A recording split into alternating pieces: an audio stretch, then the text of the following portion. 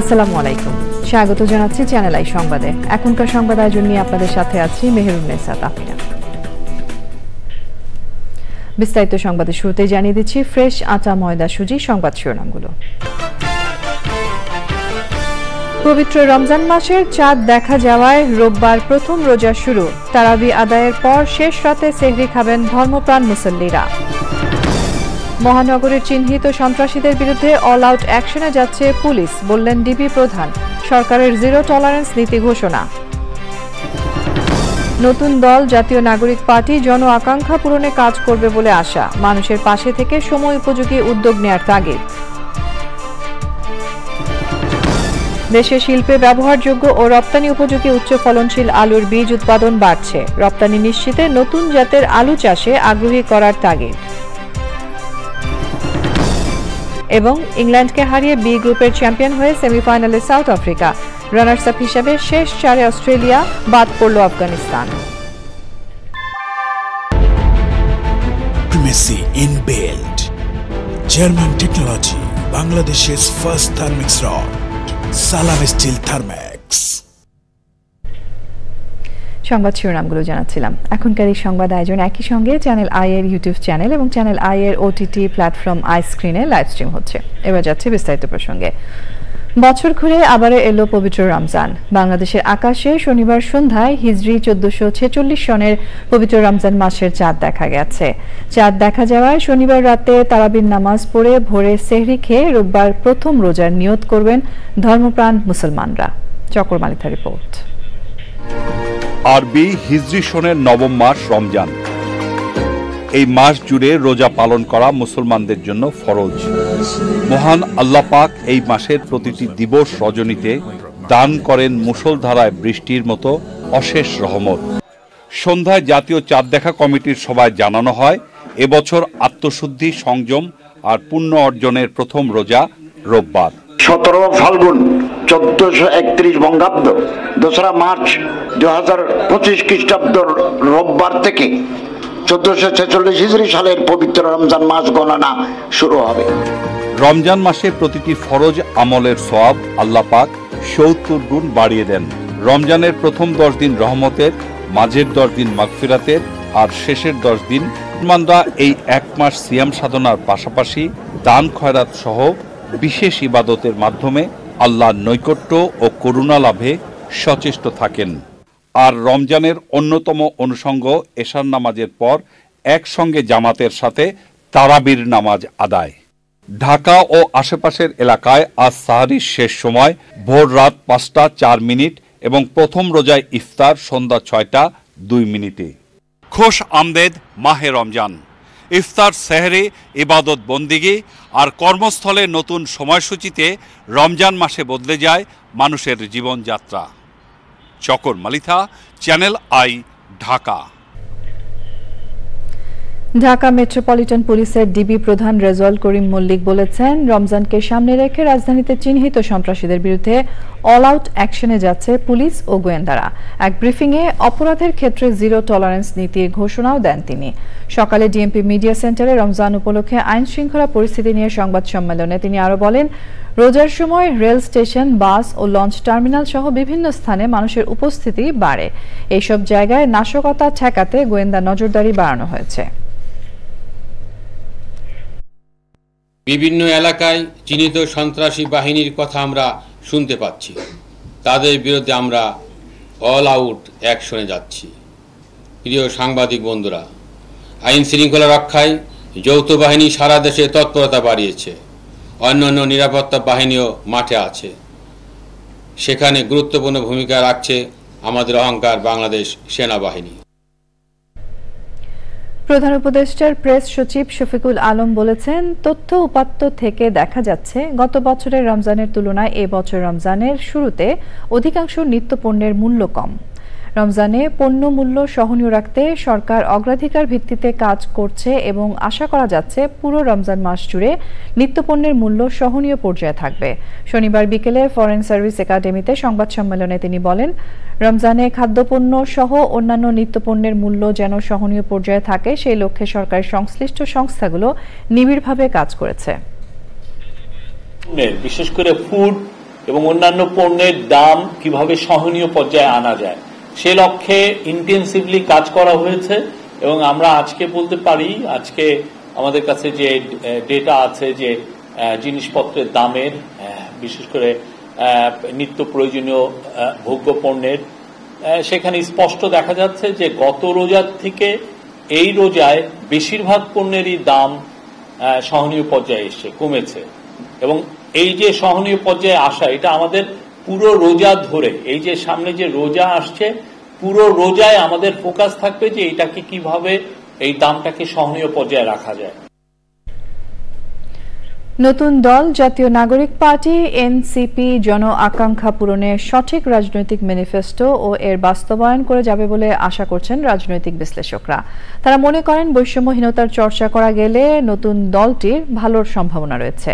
মানুষের পাশে থেকে সময় উপযোগী কাজ করতে পারলে এনসিপি শক্ত অবস্থান তৈরি করতে পারবে বলেও মনে করেন তারা। সাদি মাহমুদের রিপোর্ট। নাহিদ ইসলাম ও আক্তার হোসেনের নেতৃত্বে শুরু হয়েছে জাতীয় নাগরিক পার্টি বা এনসিপির যাত্রা। জুলাই আগস্ট অভ্যুত্থানের নেতৃত্ব দেওয়া তরুণদের এই দলটি বিনির্মাণ করতে চায় আগামীর বাংলাদেশ। জাতীয় নাগরিক পার্টি এনসিপির প্রতিষ্ঠার ঘোষণা দিচ্ছি। দেশ জুড়ে যখন নির্বাচনের দাবি, সেই মুহূর্তে নতুন দলের যাত্রা নিয়ে বিদ্যমান রাজনৈতিক দলগুলোর মধ্যে রয়েছে নানা প্রশ্ন। তবে রাজনৈতিক বিশ্লেষকরা বিষয়টিকে ইতিবাচকভাবে দেখছেন। প্রত্যাশার জায়গা আছে, যেহেতু নেতৃস্থানীয় লোকগুলো অলরেডি পরীক্ষা উত্তীর্ণ হয়েছেন এবং তারা যদি তাদের এই পরীক্ষায় উত্তীর্ণ হওয়াটাকে অব্যাহত রাখতে পারেন, তরুণদের সমর্থন ধরে রাখতে পারেন এবং সমর্থনের ভিত্তিটাকে সম্প্রসারিত করতে পারেন আরও বেশি করে সব শ্রেণীর কাছে, তাহলে তাদের একটা গ্রহণযোগ্যতা তৈরি হবে। এই বিদ্যমান যে রাজনৈতিক সাংঘর্ষিক সংস্কৃতি এবং অপরাজনীতির যে সংস্কৃতি আছে, কাদা চোরাচুরির যে চরম মাত্রার যে রাজনীতি আছে, এইগুলো থেকে সরে এসে তারা যদি চমক দেখাতে পারে, জনমুখী রাজনীতিটা তারা কিভাবে করবে এই রিসোর্স কনস্ট্রেন্টের মধ্যে, আমার মনে হয় সেই দিকেই তাদেরকে নজর দিতে হবে। রাজনৈতিক বিশ্লেষকরা মনে করেন জন আকাঙ্ক্ষা পূরণে এনসিপিকে সামনে নানা ধরনের চ্যালেঞ্জের মুখে পড়তে হবে।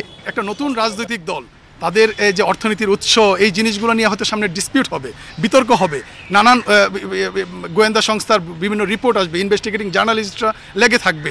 সো আমি চ্যালেঞ্জ একটু বেশি দেখছি তাদের জন্য। গতানুগতিক রাজনৈতিক দলগুলোর বিরুদ্ধে যে অভিযোগ আছে, দুর্নীতি, অপসংস্কৃতি এবং মানুষের বাড়িঘর দখল, চাঁদাবাজি, এই জায়গা থেকে যদি তারা মুক্ত না থাকতে পারে, এই নতুন দল হানাহানি মারামারি থেকে মুক্ত না থাকতে পারে, তাদের কোনো আপিল থাকবে না। তারা যদি তাদের কর্মীদের মধ্যে, নেতাকর্মীদের মধ্যে এই উদ্দীপনা তৈরি করতে পারে যে তারা নাগরিকের অধিকার নাগরিকের কাছে ফিরিয়ে দিবে, বাস্তবেই মুখে নয়, তাহলেই সম্ভব তাদেরকে সারভাইভ করা। বাংলাদেশের রাজনীতিতে দীর্ঘমেয়াদে টিকে থাকতে হলে নতুন দলের নেতাকর্মীদের সবসময় কৌশলী থাকার পরামর্শও দিয়েছেন বিশ্লেষকরা। সাদি Mahmud, channel I, Dhaka. Chips এবং ফ্রেঞ্চ ফ্রাই হিসেবে আলুর চাহিদা দিন দিন বাড়ছে। ফলে শিল্পে ব্যবহারযোগ্য আলুর বিভিন্ন জাতের বীজ উৎপাদন করছেন আলু বীজ উৎপাদনকারী প্রতিষ্ঠানগুলো।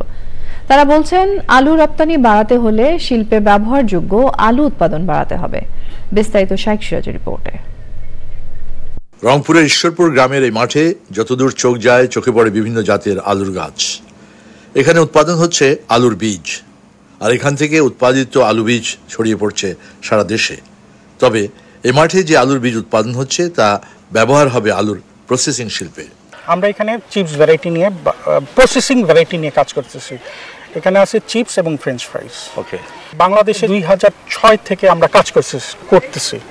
এখন আমরা নতুন ভ্যারাইটি নিয়ে আসছি, নরমান, কাইমান এবং একটা নাম্বার এইচজেডডি। হ্যাঁ জি, এগুলো সব চিপসের ভ্যারাইটি। আরেকটা আমার প্রসেসিং ফ্রেঞ্চ ফ্রাই আছে, এলভাস্টন রোসেট। আমাদের দেশে রান্নার বাইরেও আলুর ব্যবহার বেড়েছে চিপস ও ফ্রেঞ্চ ফ্রাইয়ের চাহিদা। ব্যবসায়ীরা বলছেন, আলু নিয়ে বিশ্ব বাজারে প্রবেশ করতে হলে আমাদের প্রসেসিং ভ্যারাইটির আলু উৎপাদন করতে হবে। সত্যি বলতে দিন দিন বাংলাদেশের আলুর বাজার বড় হচ্ছে, বিশেষ করে প্রসেসিং আলুর চাহিদা বাড়ছে। আলুর মূল্য সংযোজন নিশ্চিত করা গেলে শিল্প কারখানায় কর্মসংস্থান বাড়বে, কৃষক লাভবান হবে। আমরা এসব বিষয় মাথায় নিয়েছি। আমরা খুব আশাবাদী প্রসেসিং আলুর সম্ভাবনা আছে বাংলাদেশে। আবার আপনি যদি আলু রপ্তানি করতে চান তবে আপনাকে অবশ্যই প্রসেসিং আলুর উৎপাদনেই যেতে হবে। উৎপাদিত আলুর বাজার ও লাভ নিশ্চিত করতে পারলে নতুন নতুন জাতের আলুর চাষেও কৃষক উৎসাহী হবে। আমরা এটা কৃষকের মাধ্যমে মানে কৃষকদের ছড়াই দিতেছি এবং তারা যাতে লস না খায় সেক্ষেত্রে আমরা চিপসের জন্য এই আলুগুলা তাদের কাছ থেকে আবার ক্রয় করতেছি। চাহিদার চেয়ে দেশে আলুর উৎপাদন বেশি হলেও এখনো পর্যন্ত আন্তর্জাতিক বাজারে আমাদের দেশের উৎপাদিত আলু স্থান করে নিতে পারেনি। উন্নত জাতের আলুর উৎপাদন, ভ্যালু এডিশন, প্রক্রিয়াজাতকরণ এর মধ্য দিয়ে এখানে যে ট্রায়াল চলছে তার মাধ্যমে আমাদের দেশের এই আলু আশার আলু দেখাচ্ছে। রংপুরের ঈশ্বরপুর থেকে শাইখ সিরাজ, চ্যানেল আই। এই নিয়ে বিস্তারিত প্রতিবেদন প্রচার হবে আজ রাত ৯টার সংবাদের পর হৃদয়ে মাটিও মানুষ অনুষ্ঠানে। আমাদের এবারের প্রসঙ্গ আইসিসি চ্যাম্পিয়ন্স ট্রফি।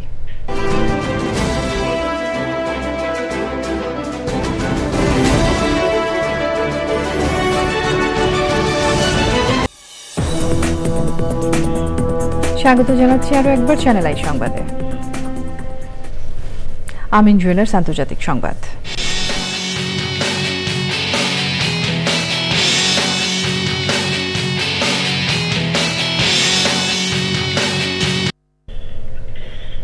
ওভাল অফিসে মার্কিন বৈঠকে প্রেসিডেন্ট ডোনাল্ড ট্রাম্প ও ইউক্রেনের প্রেসিডেন্ট ভলোদিমির জেলেনস্কির উত্তপ্ত বাক্য বিনিময় হয়েছে।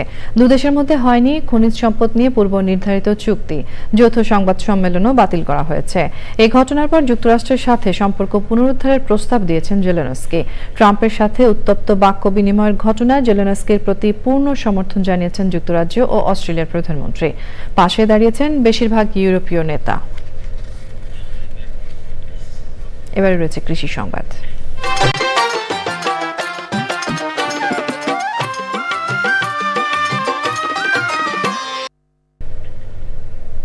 মেহেরপুরে গাছে গাছে শোভা পেতে শুরু করেছে আমের মুকুল।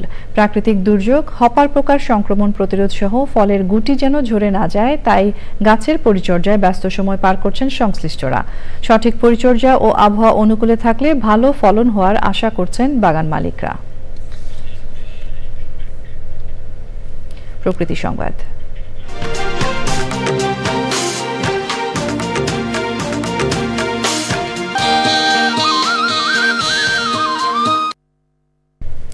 জলবায়ু পরিবর্তনের বিরূপ প্রভাবে হুমকিতে ভোলার অন্যতম পর্যটন দ্বীপ চর কুকরিমুকরি।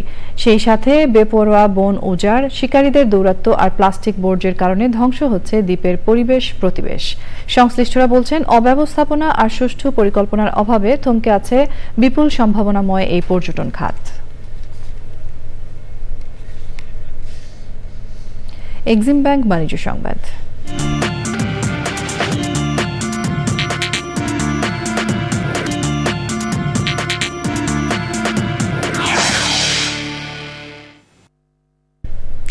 নওগাঁ এবং চাঁপাইনবাবগঞ্জের গ্রাহকদের জন্য মেগা সার্ভিস ক্যাম্পের আয়োজন করেছে হিরো বাংলাদেশ। এই সার্ভিস ক্যাম্পে ইঞ্জিনিয়ারদের তত্ত্বাবধানে কারিগরি সহায়তা দেওয়া হয়েছে। এছাড়া ছিল free labour, free bike foam wash, genuine পার্টসে 10% এবং ইঞ্জিন অয়েলে 5% ছাড়।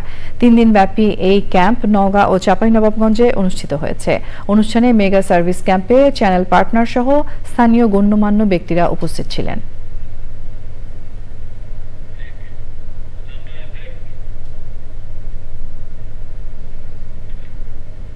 সংবাদে এরই সঙ্গে নিয়ে নিচ্ছি আরো একটা বিরতি এবং বিরতির পর খেলার খবরে যা থাকছে।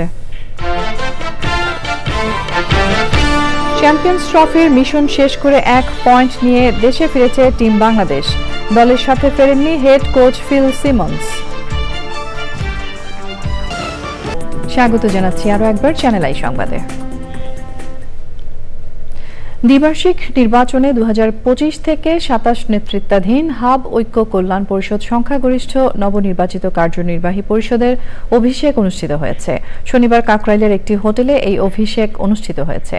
হাব নির্বাচনে সর্বোচ্চ 301 ভোট পেয়ে বিজয়ী হয়েছে হাব ঐক্য কল্যাণ পরিষদের প্যানেল প্রধান সৈয়দ গোলাম সরওয়ার।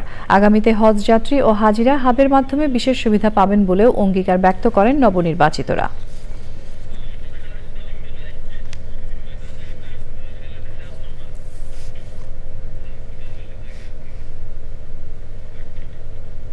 এবারে রয়েছে খেলার খবর। সংবাদ শেষ করব ফ্রেশ আটা ময়দা সুজি। সংবাদ শিরোনামগুলো আরো একবার জানিয়ে দিই। পবিত্র রমজান মাসের চাঁদ দেখা যাওয়ায় রোববার প্রথম রোজা শুরু। তারাবি আদায়ের পর শেষ রাতে সেহরি খাবেন ধর্মপ্রাণ মুসল্লিরা। মহানগরের চিহ্নিত সন্ত্রাসীদের বিরুদ্ধে অল আউট অ্যাকশনে যাচ্ছে পুলিশ, বললেন ডিবি প্রধান। সরকারের জিরো টলারেন্স নীতি ঘোষণা। নতুন দল জাতীয় নাগরিক পার্টি জন আকাঙ্ক্ষা পূরণে কাজ করবে বলে আশা। মানুষের পাশে থেকে সময় উপযোগী উদ্যোগ নেয়ার তাগিদ। দেশে শিল্পে ব্যবহারযোগ্য ও রপ্তানি উপযোগী উচ্চ ফলনশীল আলুর বীজ উৎপাদন বাড়ছে। রপ্তানি নিশ্চিতে নতুন জাতের আলু চাষে আগ্রহী করার তাগিদ। এবং ইংল্যান্ডকে হারিয়ে বি গ্রুপের চ্যাম্পিয়ন হয়ে সেমিফাইনালে সাউথ আফ্রিকা। রানার্স আপ হিসেবে শেষ 4 অস্ট্রেলিয়া, বাদ পড়ল আফগানিস্তান।